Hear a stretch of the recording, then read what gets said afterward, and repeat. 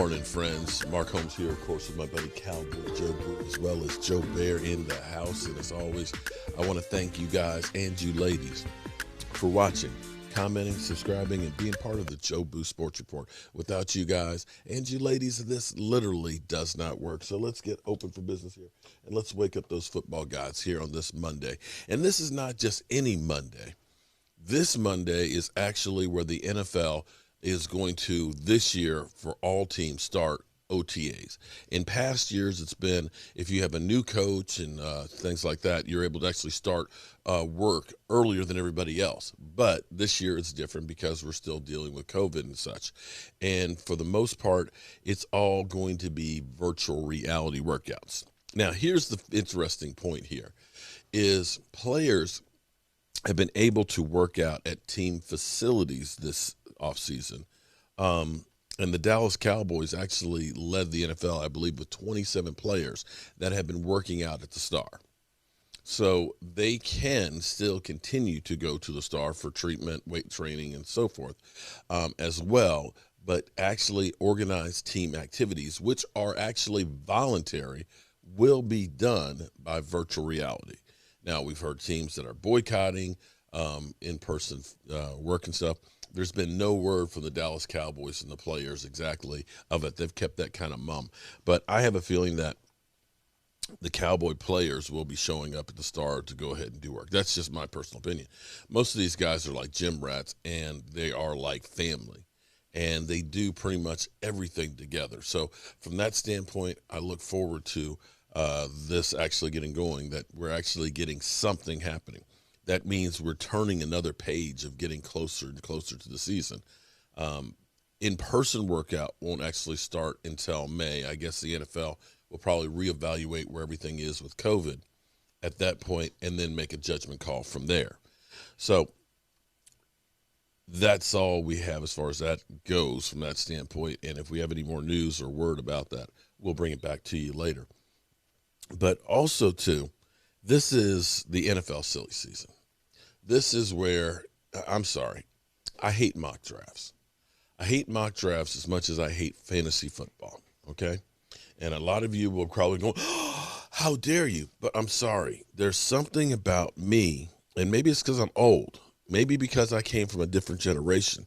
You have to understand, there really wasn't free agency. Cowboy player was a Cowboy player, a Washington player was a Washington player, and they did not like each other. They didn't in the offseason go hang out and work out and everything else. They didn't swap jerseys. You know, at the end of the game, hey, we just did battle with you. Hey, let's take – no. You didn't do that. You hated each other. You couldn't stand the other team. But because of free agency, it's basically everybody's an independent contractor. I get that. It's a different world. I'm out to get what I can get for me. It's not about a team. There's no necessary loyalty. And that's fantasy football. You as the fan, it's just, you know, when I had Eagle players on my team, how can I root for an Eagle player to do well? I just can't. I just can't. No. Oh, well, you just root for them to have a great game and them for to lose the game. No, I don't want them to have a great game. But that's me. And mock drafts that people have been doing since January are meaningless. There's too many variables to come down with any actual reality. How many mock drafts last year had CeeDee Lamb going to the Cowboys? Seriously. Probably nobody's. And I'm looking at a mock draft this morning, and I see they have the Cowboys taking a wide receiver. We've heard Jerry Jones is enamored with Kyle Pitts. Kyle Pitts. Cowboys going to trade up for Kyle Pitts.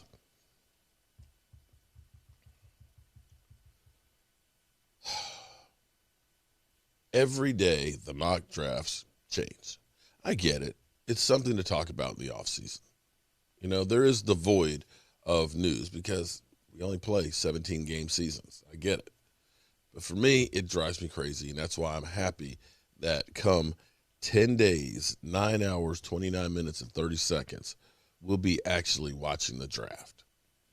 Thank God, so we can get past all these mock drafts.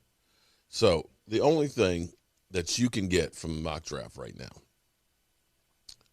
is basically we know 3 quarterbacks will be taken in the first 3 picks.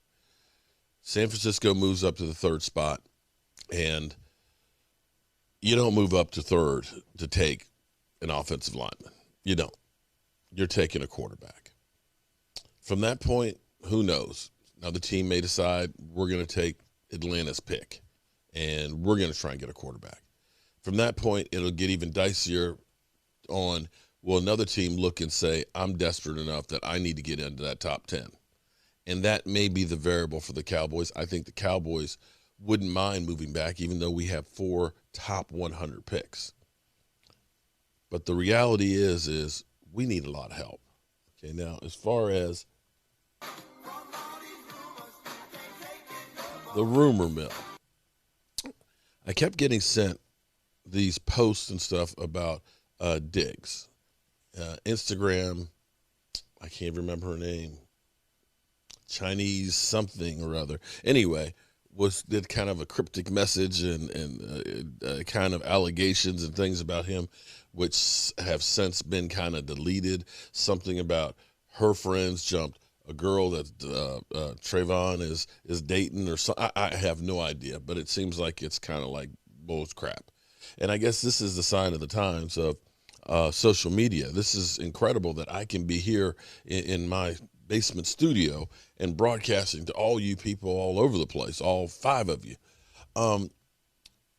But in the same sense, so much misinformation can get passed around just as easy, and people's lives are changed or soiled because of it. So that's another one of those things that it's like, yeah, times have definitely changed. So we have that. And my final thought for this morning is, at least I'm not the only one who thinks that the Dallas Cowboys have a real problem. And that real problem is stopping the run. If you've been a fan of me, since this channel really started to grow in 2016, the thing that I have always pounded the table, pounded my chest, pounded everything, screamed from the top of the mountains, called anybody I knew had any tie to the Dallas Cowboys, and screamed defensive line.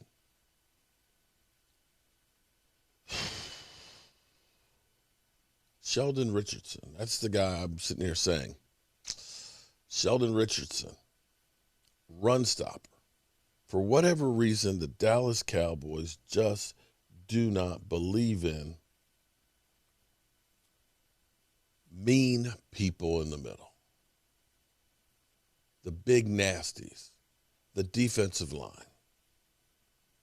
I watched not 1 but 2 Super Bowls won by the New York Giants by great defensive lines that dominated, that shut Tom Brady down, that took 2 Super Bowls away from him, including one that would have been a perfect season.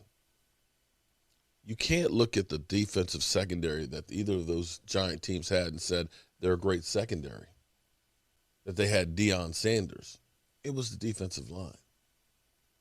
I look at the Washington football team, who has the number 4 rated defense in the NFL. You can't tell me that they've got, outstanding secondary, that they are, Pro Bowlers across the board in the secondary. It's a defensive line that can put pressure on the quarterback and shut down the run. That makes all the difference. That makes that team go.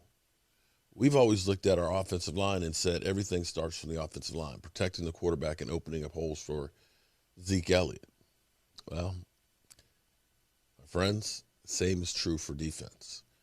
And that's where I look at a guy like Sheldon Richardson, a guy who was still in on his 3-year, $37 million contract, that the Browns decided that they ended up getting Malik Collins for less money, and they got Clowney, and they decided we're going to let this guy go. And we're talking about interior defensive lineman who's been an absolute positive beast, who has had 60-plus tackles every season just about. A guy who's never missed more than one game. And you're telling me that we're not even considering that? Knowing that we have holes on our defense, I still do not understand for the life of me how the Dallas Cowboys, a team that was known for their defensive line in both Super Bowl eras,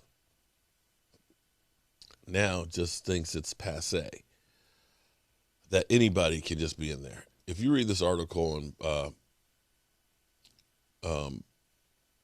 by Justin Morris, he kills the Cowboys as far as our defensive line. I mean, it's actually really funny. The Dallas Cowboys in need of defensive run support, and I mean deep, as in slap the bright red help wanted sign on the outside of the team's doors. May not be big enough. SOS to quality the team colossal, void of gap clogging patronage. I couldn't have said that better myself. But literally, we have to get somebody to clog the middle. We have to. You cannot say we're just going to get cornerbacks that are going to shut down wide receivers, because teams will just run you to death.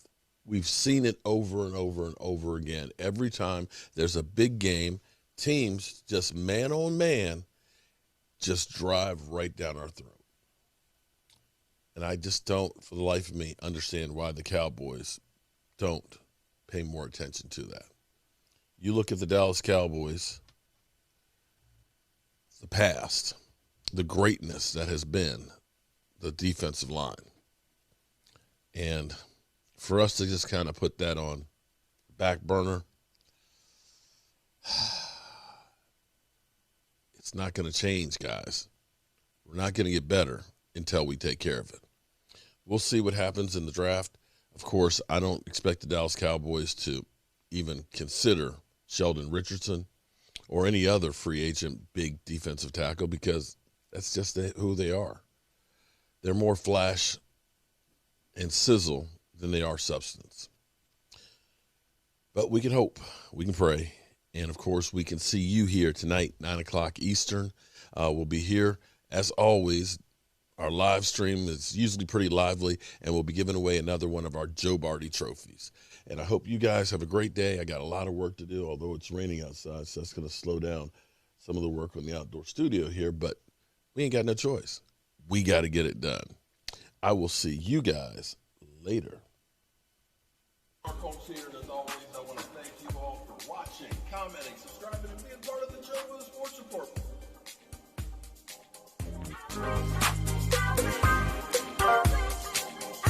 You did one hell of a job, and the only thing else I got to say is